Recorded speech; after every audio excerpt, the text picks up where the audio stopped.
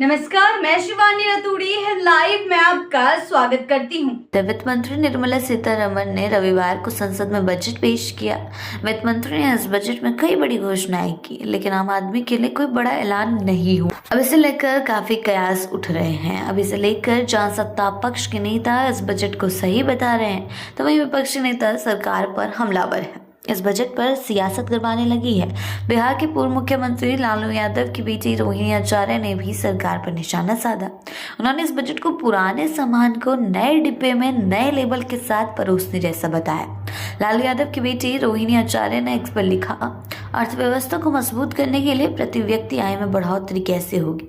इस पर बजट में कोई स्पष्टता नहीं है। डिजिटल कंटेंट क्रिएशन को बढ़ावा देने की बात की गई है, मगर देश की शिक्षित व गैर शिक्षित युवा आबादी के लिए यथार्थ में जॉब क्रिएशन कैसे और किन किन सेक्टर्स में होगा। देश के सबसे गंभीर मसले पर भी बजट में कोई स्पष्ट रोड मैप नहीं है। रोहिणी आचार्य ने आगे लिखा, बिहार के लिए बाढ़ प्रबंधन, बाढ़ की रोकथाम, बाढ़ के पश्चात पुनर्वास की व्यवस्था एवं सिंचाई के संसाधनों के निर्माण व विकास के लिए विशेष पैकेज दिए जाने की बेहद जरूरी व पुरानी मांग के लिए बजटीय प्रावधान का नहीं होना निराशाजनक है। वहीं केंद्रीय बजट 2026 पर बिहार के उप मुख्यमंत्री सम्राट चौधरी ने कहा, देश के प्रधानमंत्री नरेंद्र मोदी और वित्त मंत्री को धन्यवाद देता हूं, जिन्होंने 2047 का भारत कैसा होगा 3 कर्तव्य के बारे में बताया। कई योजना दी गई, हाई स्पीड रेल, इंफ्रास्ट्रक्चर, मछली पालन, जलमार्ग के परियोजना पर चर्चा हुई।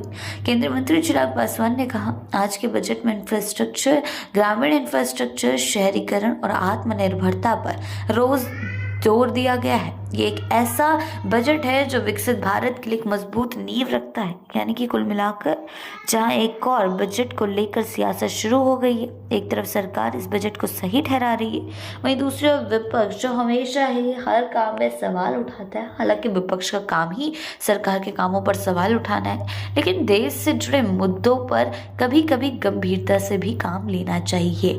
अगर आपको बजट से इतनी दिक्कत है तो आपको बताना चाहिए था कि बजट में किन किन प्रावधानों को पहले से जोड़ना चाहिए।